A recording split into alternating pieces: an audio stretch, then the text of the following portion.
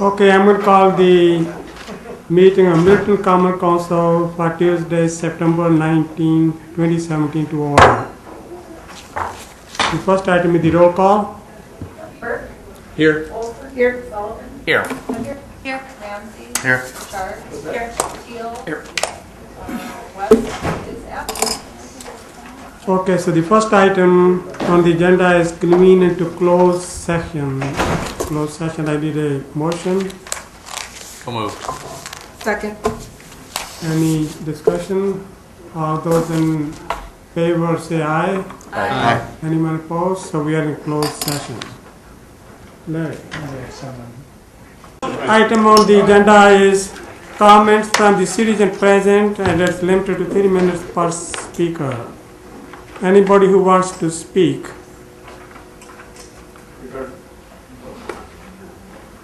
Yes, Ron, go ahead. Yes, go ahead, Ron.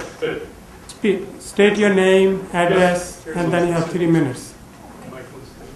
Hi, my name is Ron Benzo. I am on the board of Pheasant Branch Conservancy, and we are going to be having a gala fundraising celebration event at Prairie Cafe on Friday, October 6th, and I'll be sitting here after this.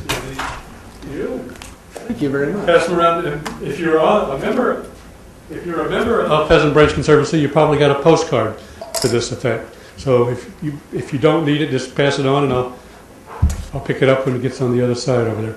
And I did want to, while I'm here, say we really appreciate the cooperation that we've gotten from the city rec department specifically, using the wheelchair thing, and it's just been amazing the kind of stuff that's going on. And so I just want to give them a shout out for that. So that's it for me. Hope to see you all there, 6 to 8. Jerry DiMaggio is a really, really talented jazz singer. Got a national reputation. So, thank you. Thank you, Ron. Van, so you're the next.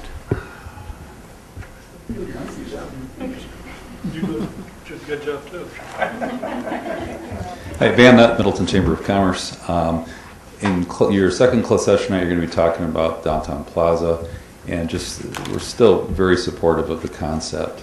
The jazz stroll back on the 8th was fun to have a lot of people out, but to have a little larger space downtown to put people together safely. The last band that played at Villa Dolce played in front of the porch, and it was wonderful, but people started drifting back into the street, and fortunately there wasn't a lot of traffic outside of pedestrian traffic, but please give this some really serious consideration. To have that kind of open space downtown that can be used for that and any number of other kinds of events, I really think would help us long-term downtown. Thank you. Thank you, Van. Anyone else wants to speak? Go ahead, please. Hi, my name is Christine Caldwell, and I'm here as an employee of Spectrum Brands. And I'm just want to make a comment in reference to ordinance number 3. Number 3, yes, the 2-hour parking on Deming Way. I just wanted to express that Spectrum Brands is in favor of this for their safety of their employees, because they feel it's very dangerous as it stands right now, and we're looking forward to this passing, and so we have a little safer area for our employees to come in and go out. So that's all I have to say. Okay. Thank you very much. Thank you, Christine. Anyone else who wants to speak? Yes. Alan.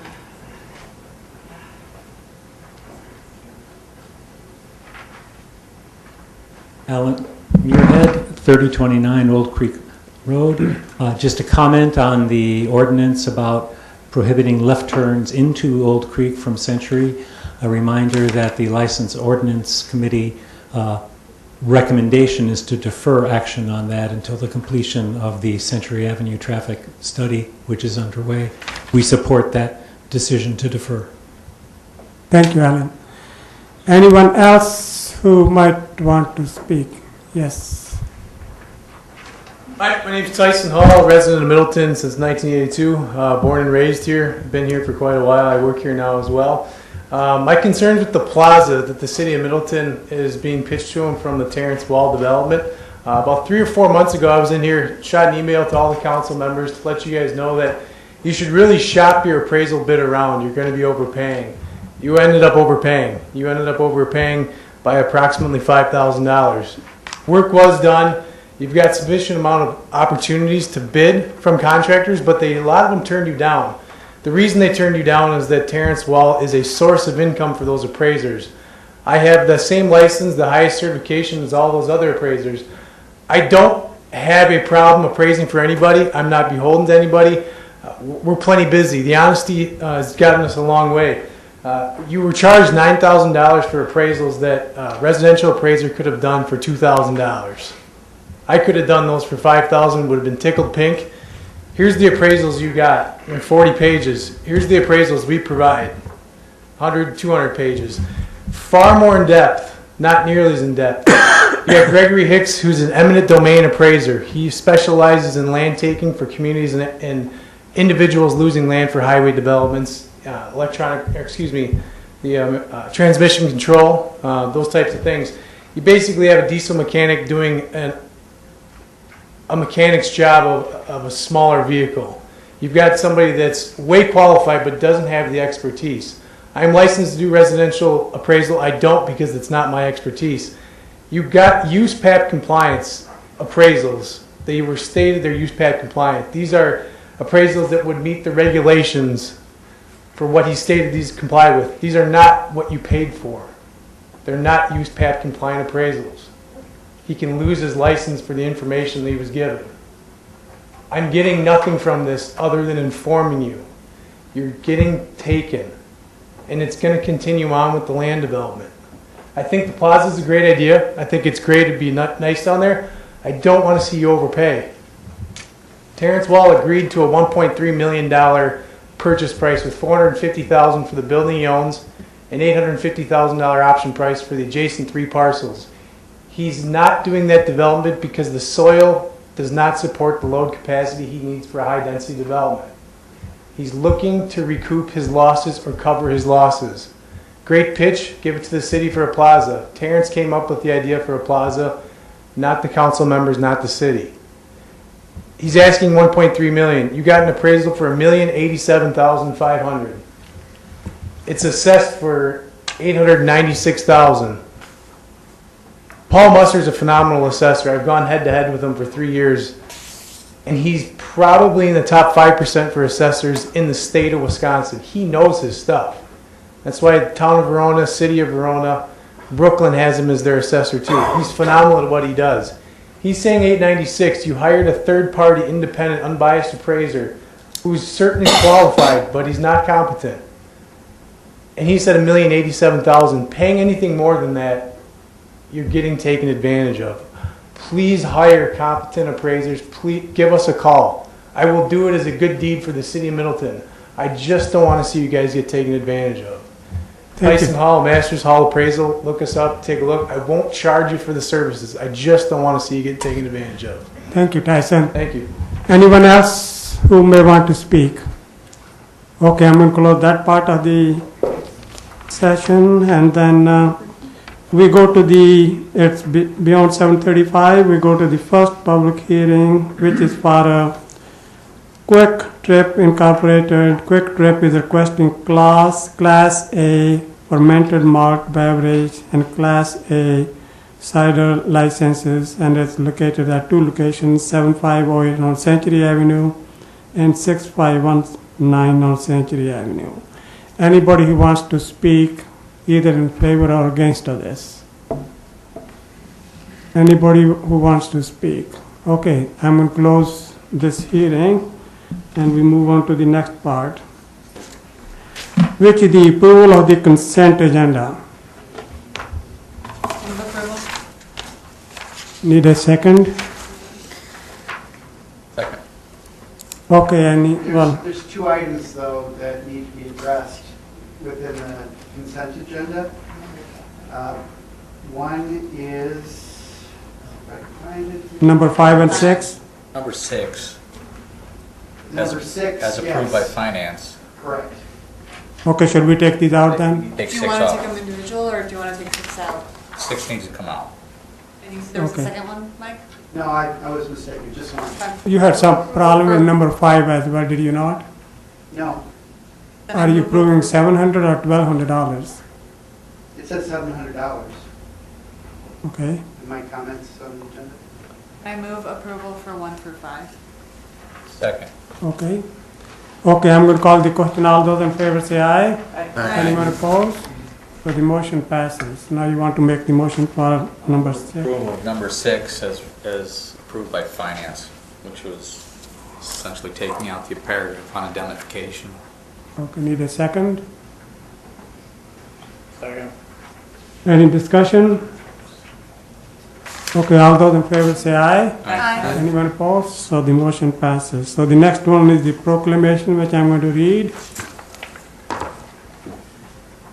This is the proclamation declaring October 22nd, 2017 as the bicentennial of the birth of Baha'i Baha'u'llah. Whereas the Baha'i community has existed in Middleton for more than 40 years, and whereas the 19th century Baha'u'llah, the founder of Baha'i faith, proclaimed the oneness of mankind and brought teachings to establish its unity, and whereas October 22nd, 2017 marks the 200th anniversary of the birth of Baha'u'llah, and whereas the Baha'i community of Middleton works to eliminate all forms of prejudice, to promote the spiritual and material life of the family, and to demonstrate the value of unity in diversity in our neighborhoods. And whereas the community building activities undertaken by Baha'is community of Middleton and its many collaborators seek to empower all participants to be agents of social change, working together for the betterment of the world. And whereas the Baha'i community of Middleton, their families, friends, neighbors, and colleagues are commemorating this bicentenary along with Baha'is worldwide. Now therefore, we, the Middleton Common Council, do hereby declare October 22nd, 2017 as the bicentennial of the birth of Baha'u'llah, and urge all to resolve on this day to promote in themselves and in their relations with others those qualities and attributes that will help bring about the recognition of the oneness of humanity, to embrace diversity and to work for unity in our local community, our country, and our world. This proclamation was adopted at a regular meeting of the Middleton Common Council on 19th day of September 2017.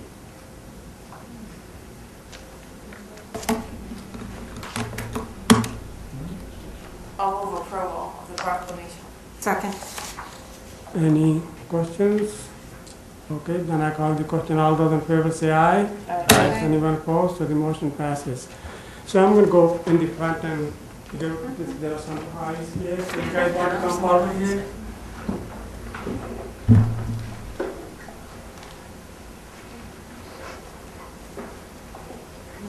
Come. Yes, so others can come too.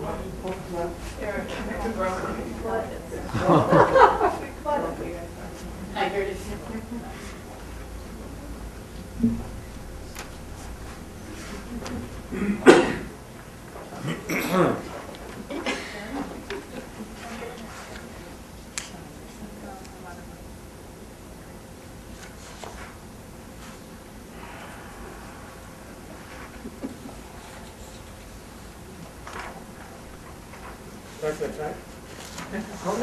No, he's still holding. Wonderful, wonderful. Thank you, thank you. Wonderful. Okay. All right, okay.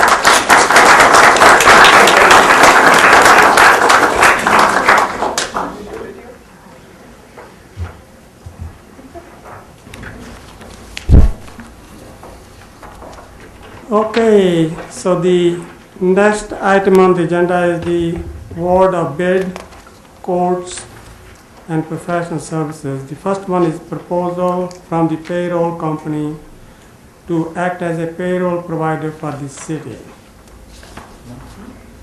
Approval is recommended by finance. Seconded. Any discussion? For the rest of the council, this is concept. Yep. Includes our comments on the contract and all that. Any questions? Okay, if there's no more question, I will call the question. All of those in favor say aye. Aye. Anyone opposed? So the motion passes. The next one is item number 2 is Witchley Graber trailer placement of contractor. Move approval is recommended by finance. Seconded. Okay, any discussion? Okay, if there is no discussion, I call the question. All those in favor say aye. Aye. Anyone opposed? So the motion passes.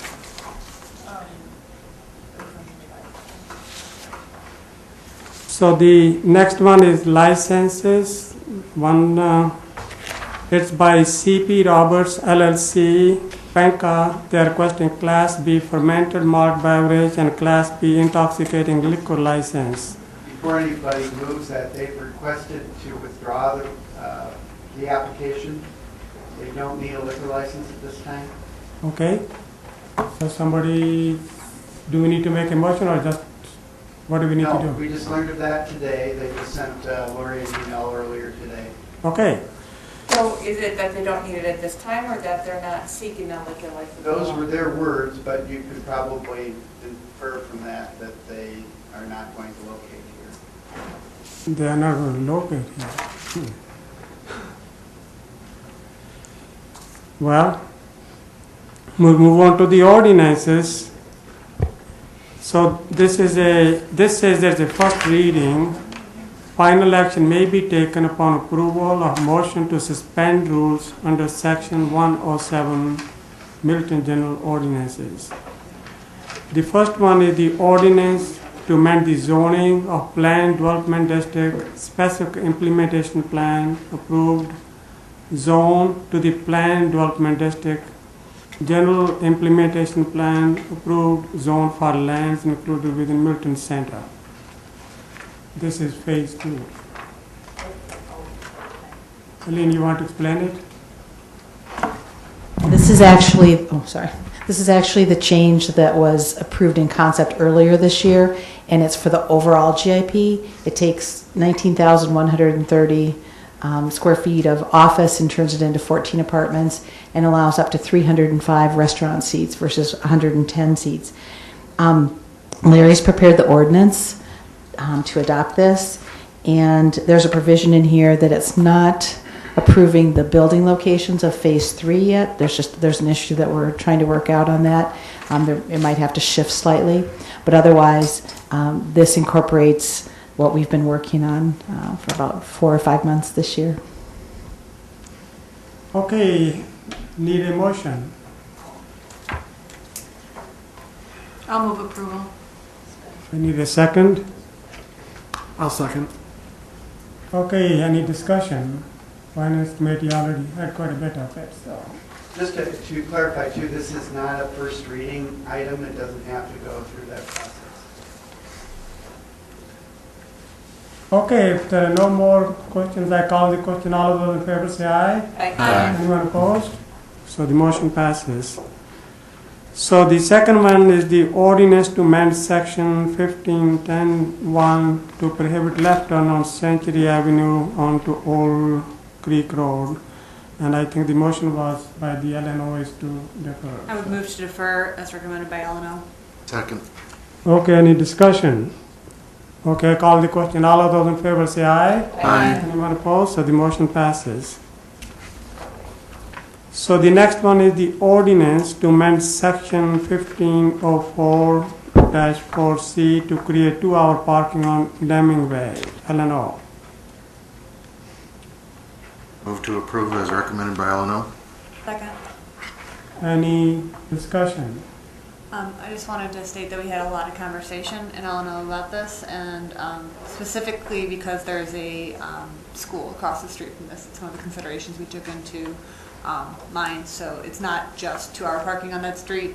There's a school across the street, and we feel that this makes it safer for the entire area. Could you move the microphone, please? Okay, any other questions or comments? Okay, I'm going to call the question. All of those in favor say aye. Aye. Anyone opposed? So the motion passes. The next one is the ordinance to clarify section 6.05 relating to storage and accumulation of junk. This is something which Kathy had brought forth. So. I'll move approval. Second. Okay, any discussion or anything anybody wants to say? Okay, I'm going to call the question. All of those in favor say aye. Aye. Anyone opposed? So the motion passes. This was the first reading, right? Or do you want to Suspend the rules and. You want to suspend the rules? Move to suspend the rules. Okay, all right. Is that okay? We can do it now or is it too late? Already voted. Okay, we can do it. Okay. Unless you want to No big deal. reconsider, and then you can. Okay, let That it works. be. I think we can, it can come again, so. Okay, the next one is the ordinance to amend section 27-24 relating to unused sick leave. Move deferral. Second. Any discussion? Okay, I call the question. All of those in favor say aye. Aye. Anyone opposed? So the motion passes. Now we are on to planning and zoning. And first item is historic Pheasant Branch Crossing concept plan. Abby or Eileen? By the way, I just wanted to let you know that when you passed the ordinance relating to storage and accumulation of junk, Sean came forward and said to me, "Does that apply to your office?"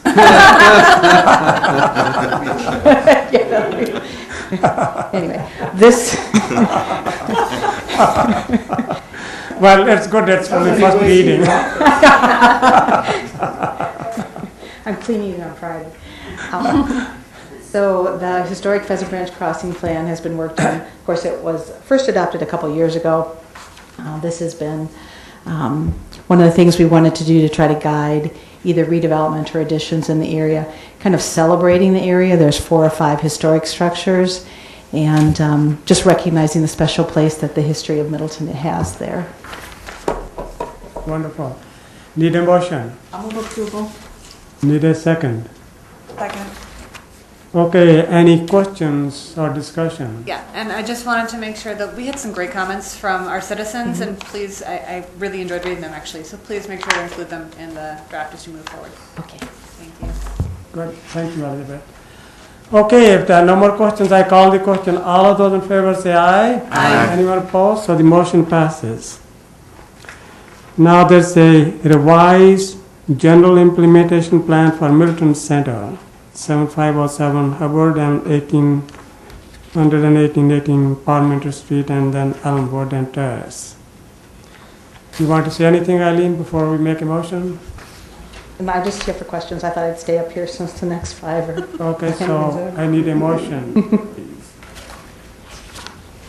This is essentially, this is the second or third modification? It's right, and it's the actual adoption of the GIP that the ordinance amends. So. Okay. I'll move approval. Need a second? I'll second. Okay, any discussion? Just if I could comment, I wanted to give Eileen a public commendation for the very hard work that she's done. She's been the primary person dealing with the developer on this, and it hasn't been easy. And she's really gone through it with a fine-tooth comb, and she deserves your recognition for that. Well, let's give her a big hand here. Good job, Eileen. That's nice. Thank you.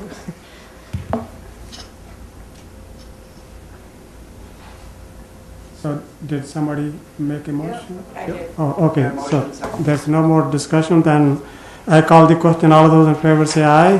Anyone opposed? So the motion passes.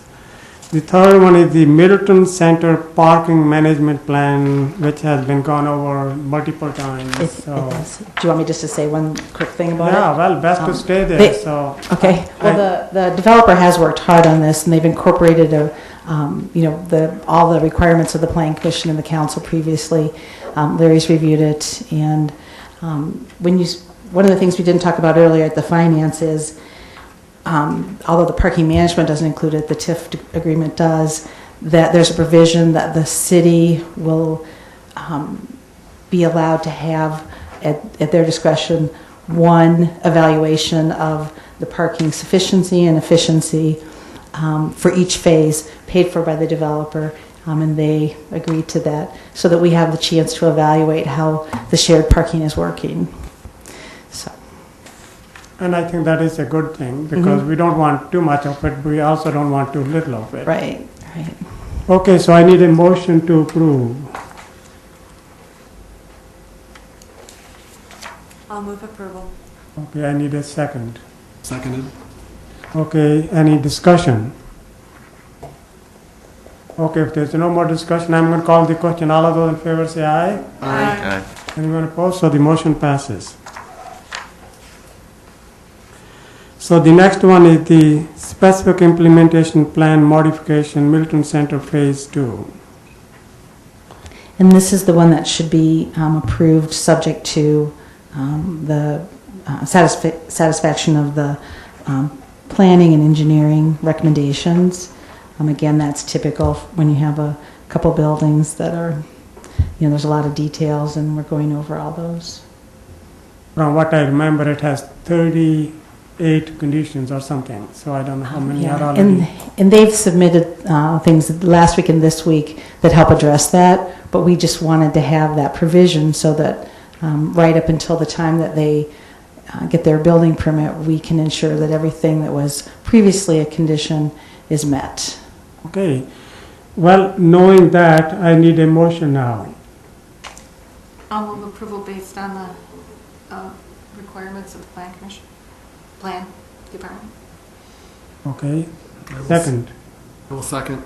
Okay. Any discussions? So, Lori, make sure that this includes that all the conditions in there. So, okay, if there are more questions, yes, go ahead. Yes, Eileen, so I just want to make sure, I know you said the conditions, does that also include the environmental study and all of that? Have they turned that in yet? The environmental study for the remediation needed in Phase 2, or I believe we have that information, but they are working with the state, I believe, and Taylor can probably correct me if I'm wrong, to clean that up. They knew about it and they applied for a brownfields grant, and they do have it, so. And they'll have to completely clean that, and they may have already completed. Oh, Tom Culp's here too, their environmental engineer. The material management plan was. Oh, yeah, you have to.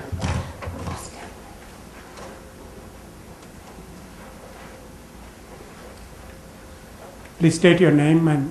Tom Culp, True North Consultants. A material management plan was submitted to the DNR and approved by the DNR, and it was part of the brownfield application that T-Wall made. So everything's in place to have the soil taken care of. We'll be doing substantial testing during the excavation phase. Okay. Any other questions? Okay, then I will call the question. All of those in favor say aye. Aye. Anyone opposed? So the motion passes. Amendment to Tax Incremental Finance District 3 Agreement with Middleton Center. Do you want to say anything, Eileen, again? I guess you are pretty popular today. Yeah, that's right. Was recommended by finance. Okay, so need a second. Second. Okay, any discussion, any questions? I think we had plenty of discussion at finance. If there are no more questions, I'm going to call the question. All of those in favor say aye. Aye. Anyone opposed? So the motion passes. Now we are on to recommendation proposals. Scope of services for master plan for airport layout plan. Who is going to take this one? I'll move approval. I will second. All right. Any Any questions? I'm sure you all sat up last night reading this 20-some page scope of services. Twice, Any Howard. questions about it? Any questions, folks? Howard is ready to answer any questions. Okay, if there are no questions, One yes. thing that I'd just like to point out, I'm sorry, go ahead, Mike. Go ahead, Mark. Just to make sure that we've included this in the capital plans, because I don't know if it is. Yes, it is included in the capital project plan. Yeah, it just needs, we had 30,000 last year and it has 20,000 more, so. Okay, Mike, you're on. I just want to make sure the council was aware of this because it happened many years ago. When we first purchased the airport, there was discussion about a limitation on the primary runway to 4,000 feet at that time. There was a council resolution that was passed at that time. And this master plan scope of services would include reviewing that to see if the primary runway should be extended further. I just want to make sure you went into it with your eyes wide open on that because that does, raise questions about planning the area to the northwest of the airport that is over town of Middleton and rural areas. So would we need a public hearing for that part then? Oh, certainly, if we extend the runway, I believe that would be It's just the beginning. Oh, Yeah. okay.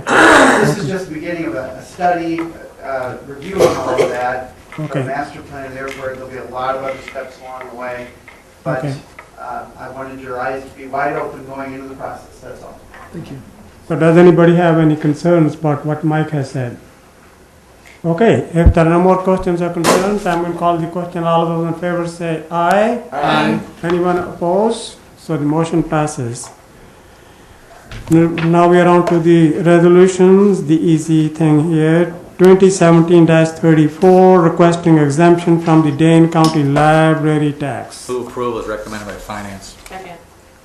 Any discussion? If there are no discussion or questions, I call the question. All those in favor say aye. Aye. Anyone opposed? So the motion passes. The next one is 2017-35, consenting for the assignment of the Tribeca development to a new owner. Larry. Well, it's actually owners, as you will see. There are Yes, owners, a yes. number of entities, and this has been reviewed carefully. The reason for identifying all five is apparently for tax reasons, which I admit I don't know, but obviously we want to cooperate. There has been a significant discussion about whether this would be on the agenda or not. Finally, everyone agreed it would be, but you should be aware that it may very well be that there will be some amendments proposed to the existing obligations going forward, because of course, as at least some of you know, this was originally a large-scale commercial development with, could have been a new downtown and all that. Some of the agreements were never approved, but I think we should assume that what will come in now may very well be vastly different from what was originally contemplated. So what we're doing here is we are simply assigning the known obligations which deal with a road and Tribeca Drive, isn't that the name of it? And but there will be more coming. So just the first step. Yep. There are certain TIF agreements as well with this Yeah. development. 18 Are million. those now subject to reapproval? Well, the The biggest one is the proposed parking lot that was out there. 18 right, 18 that million was, dollars, yeah. we've all looked very carefully, and I think we can confirm that the parking ramps that we thought we would be getting here, and the city was going to be involved to the tune of $18 million, that agreement was never signed by the developer. Oh, it was never approved by the council either. In any event, it's a dead letter. Thank you. Well, that's good to know. Just as a little history here, there was a lot of negotiation and discussion. There was I think, GIP that was approved by Lee. Yes. But in the final analysis, we couldn't come to an agreement on an overall development here. What did happen was there was a stormwater management agreement by which the city, through TIF, built the regional pond that serves Tribeca and an area northeast of Tribeca as well. So future development area. And there was the agreement for Tribeca Drive to be placed where it is currently that serves that area. But beyond that, there were no other agreements either passed by the council or executed involving this, aside from, as Sean pointed out to the new entity owner today, there was a is it escrowed fund, Sean, or a surety or a letter of credit? I think it's held in escrow. Held in escrow for an area on the existing drive that could have been angled parking at some future point. So it'll be modified, I'm sure, with the help of the attorney from the purchasers, which is a combination, it's several different entities within the MIG group. That's Brad Hutter and Brad Dusler, the developers of Parmenter Center in Middleton. And they have some great prospects, all of which have local connections for development of offices in this area. And speaking for myself, I'm quite enthused about the prospects that they have. I think Eileen would say so too. We met with Brad and Brad to talk about those prospects, and I think you'll be very excited about those too as we come forward. Okay. Any questions either to Mike or anyone else? Okay. Any other questions, Mark? Okay, I'm going to call the question. All those in favor say aye. Aye. Anyone opposed? So the motion passes. So the next resolution is 2017-36, the resolution to support the city's participation in the Environmental Sustainability Professional Fellows Program. I'll move approval. Need a second. France? Need a second. You and Kathy said that. That's because we're on sustainability. We heard it last night. I'll move approval. Okay. All right. I would like to mention that MG&E has given us a grant for $750 to cover the cost of entertaining the ICMA fellows. So we will be using or talking about MG&E as a sponsor of the trip, of course, for visit here. Rather than our chamber, well, tourism department, they have done in the past, right? Correct, but not this year. Okay, that's this fine. This year we need to find another source, and we did. Okay. Any other questions or comments? Okay, if there's no more questions or comments, I'm going to call the question. All of those in favor say aye. Aye. Anyone opposed? So the motion passes. Now we are on to miscellaneous. Polar Express, removal of loading platforms. Mike, you want to take it? Well, Sean's done the staff Okay. work on Sean, you want- the Works Committee. Okay. I'm happy to comment on it, though. Okay. Here, Sean. Well, Mike likes. You look so enthusiastic. Right, pretty much everything I know is summarized in a memo in your packets with a diagram. Where we're at right now is we heard and seen on the website that Polar Express is not coming back to Middleton. We right now have some surety by which we can cause them to remove passenger loading platforms. We deferred that decision last year to remove the 2015 platform, which is the one more southerly toward Market Street. But now we're coming to the point here where we're going to need to decide what, if anything, we want to keep for our future maintenance, use, and or eventual removal.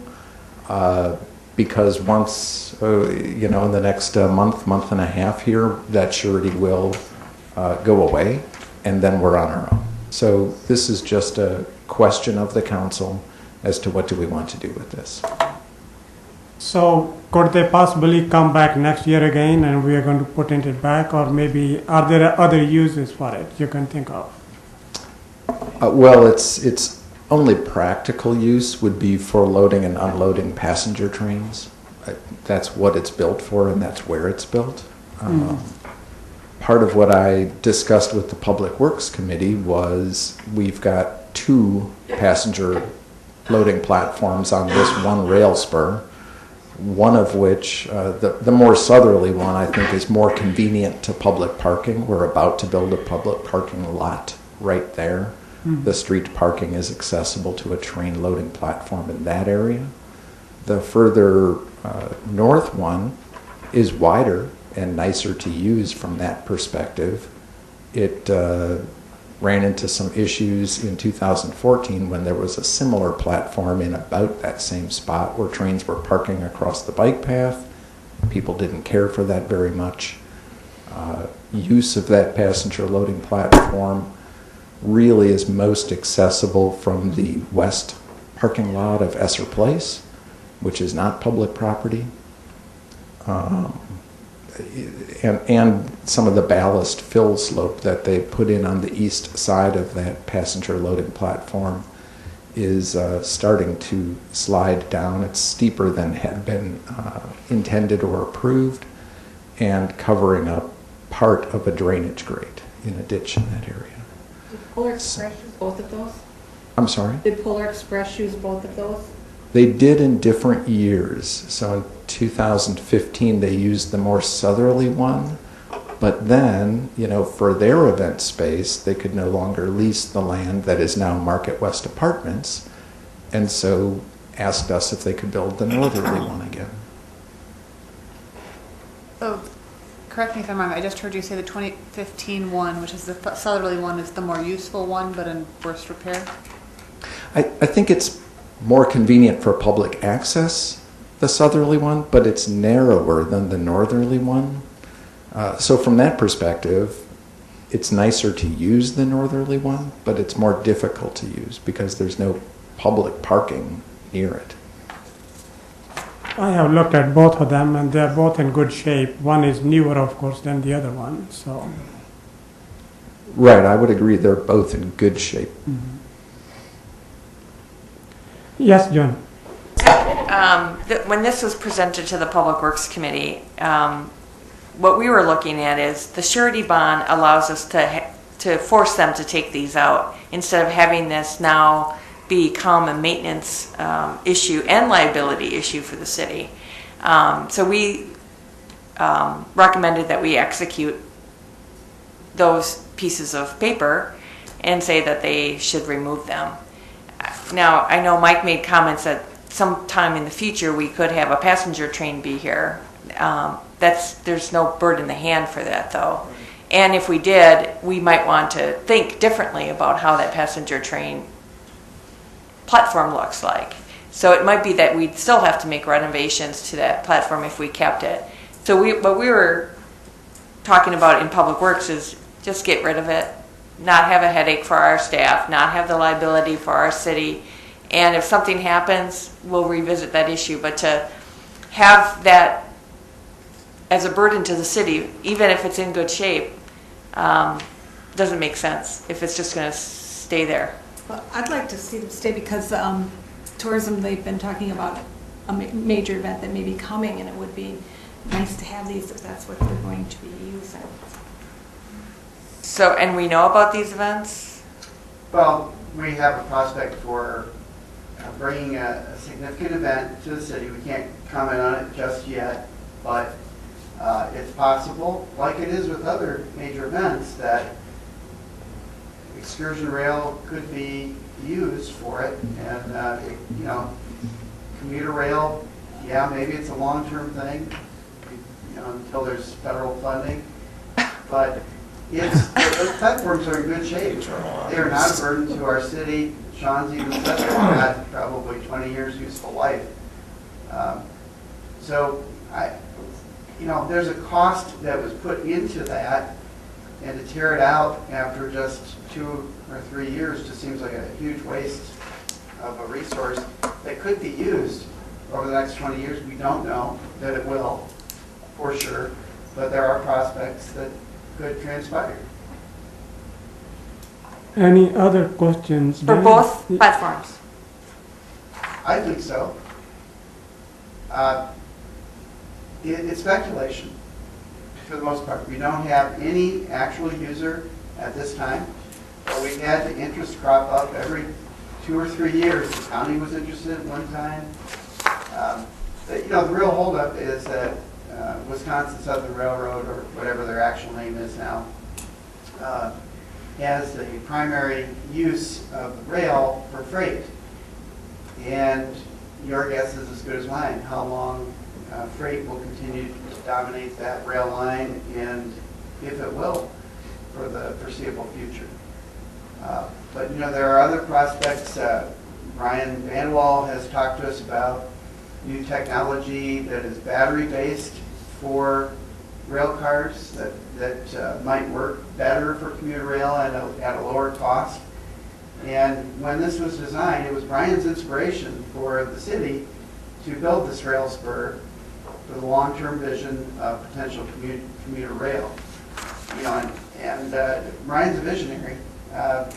Sometimes his vision is far longer than what we see, but in fact, he told me that we'd have commuter rail by 2008, and I like to remind him of that. But I do think at some point we have to, with the kind of congestion we have with traffic on the isthmus and throughout the community, we have to look at better transit solutions. And this certainly could be, and was designed to be, part of that system if it ever got put in place. Howard? John, I think during your introduction you mentioned the fact that one of the 2 loading platforms was sliding sideways or slipping into something, or the gravel or the underlayment was going bad. Is the originator, in other words, the Polar Express, have responsibility to have that in repair?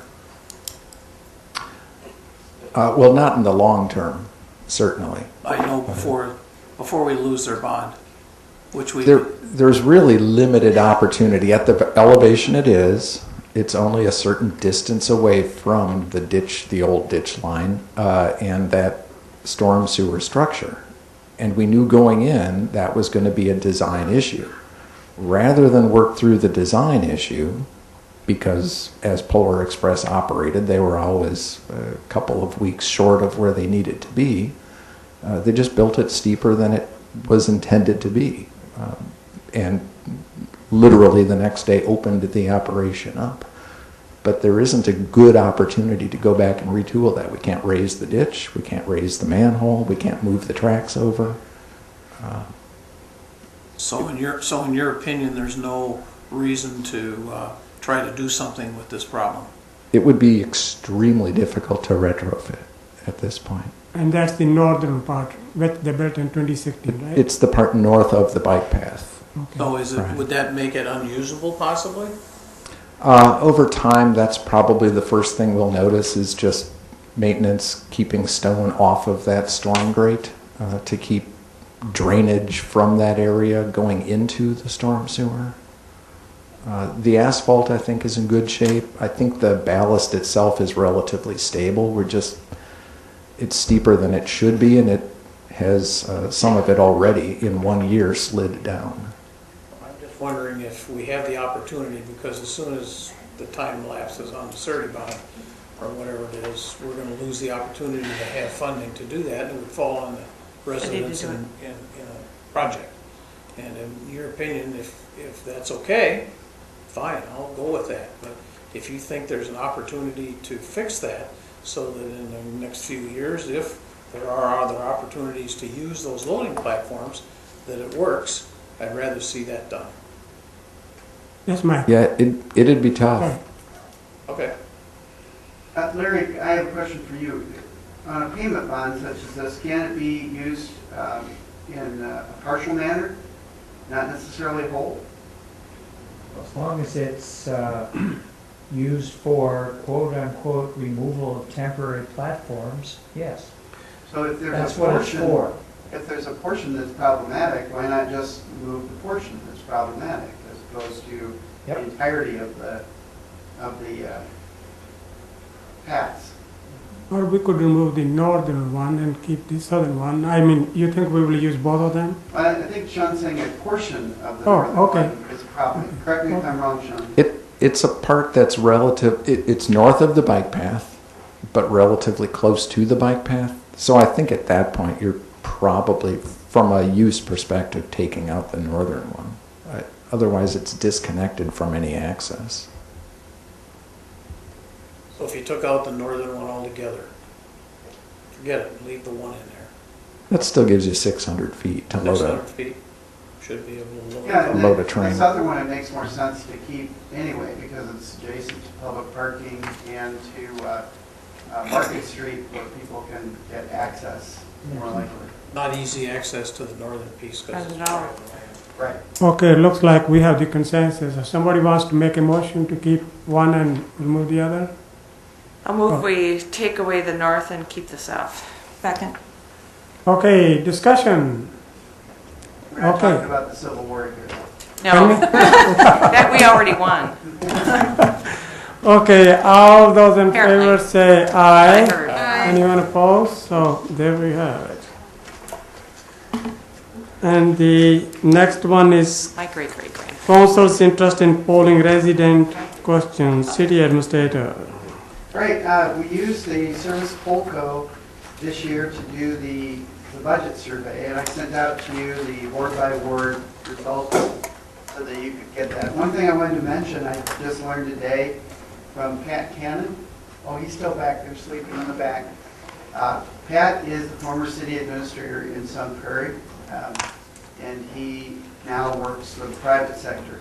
And he's working for Polco, so if you have any questions about Polco, Pat can address those.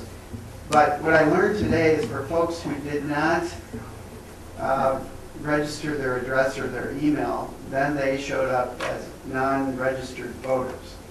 For those who did, they showed up as registered voters. And so that's why we have fewer registered shown as having voted in the poll than those that were shown the other way.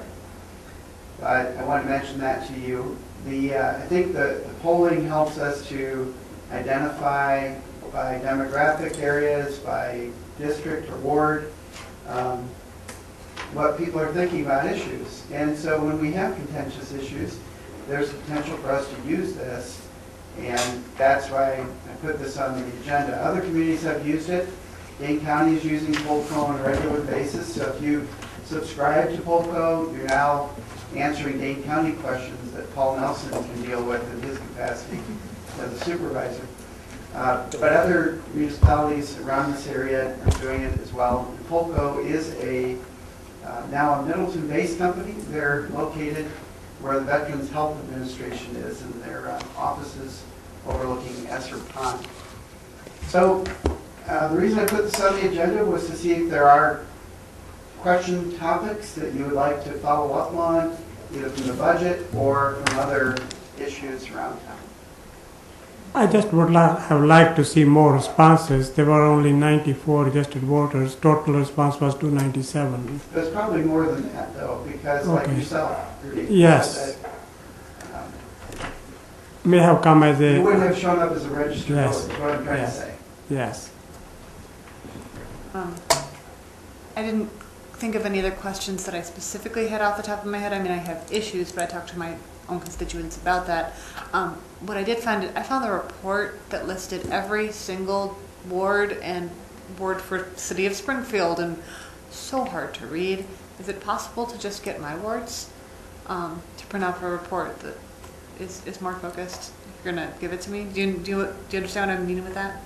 Yes. You gave me 2 reports, and one of them was so hard to I read. didn't give you the report, Polco did. Oh. So I didn't put that together at all. It didn't take any of my time to put it together. Okay.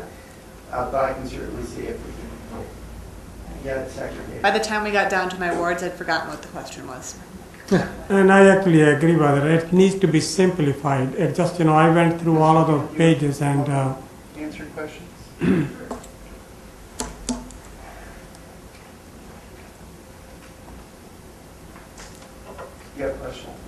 Yes, John. So instead of spending time here trying to think of that, I wonder if we just ask each of the standing committees if they can look at the survey and provide feedback from the committees if they have items that they felt were missing or they wanted to expand on. I know the Tourism Commission is planning on doing that. They're doing an economic development survey now. I just wanted to make sure that the council knew that this was an opportunity for you if you had specific issues. So it can come from the Sustainability Committee or. And do you need that information back by? Well, we have the service, so it's ongoing. Okay. And so it can be at any time? It can be at any time. Yeah, so I would say feel free and submit your questions to Mike and he can go from there. So, yes, Howard. I'm still waiting for my report. I did send it. It was word by word. I just asked for the 5th.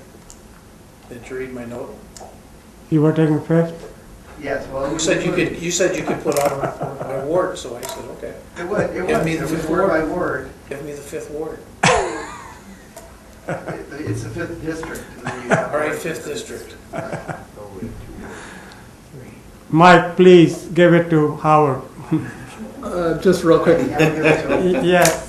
Just real quick question. The data that I saw it's great to see the hard numbers. Any chance that just to make it more visual, is there charts? I mean, if it was an Excel spreadsheet, I would just go in and chart it myself. But yeah, we can do graphs. Okay, great.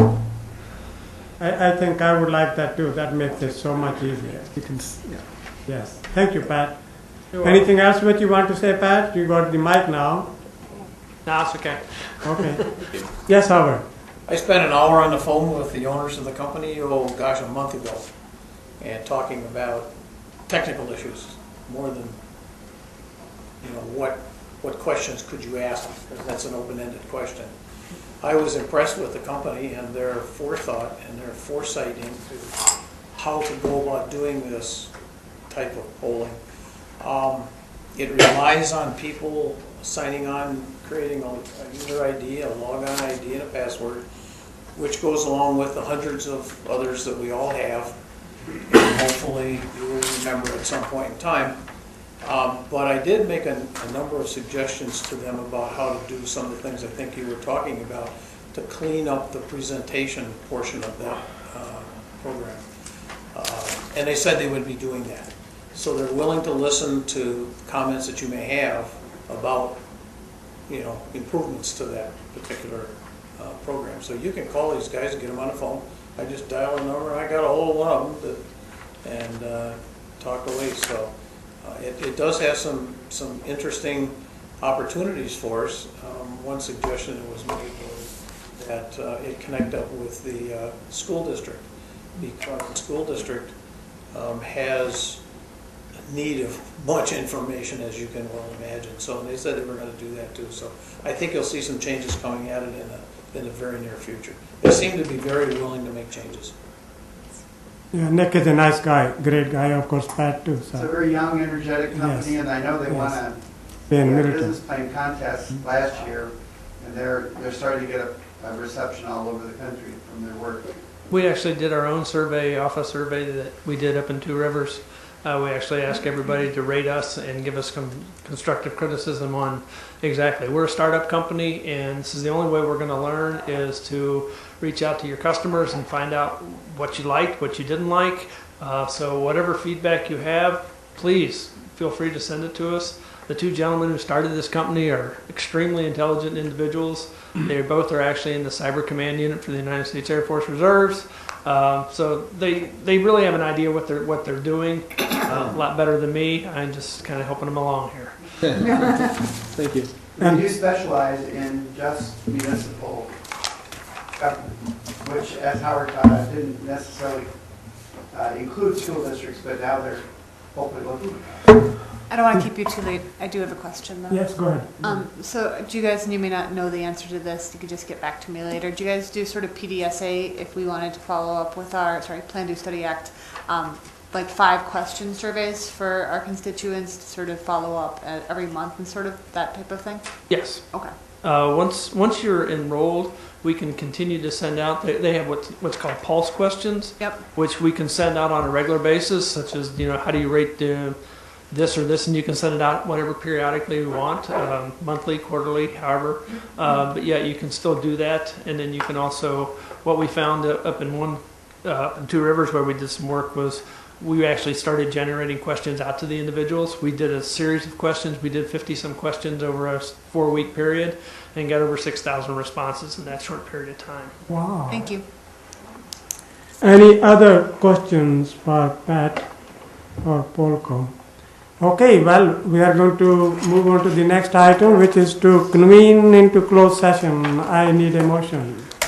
Motion to convene into closed session. Need a second. Second. Okay, all those in favor say aye. Aye. Anyone opposed? So we are in closed session.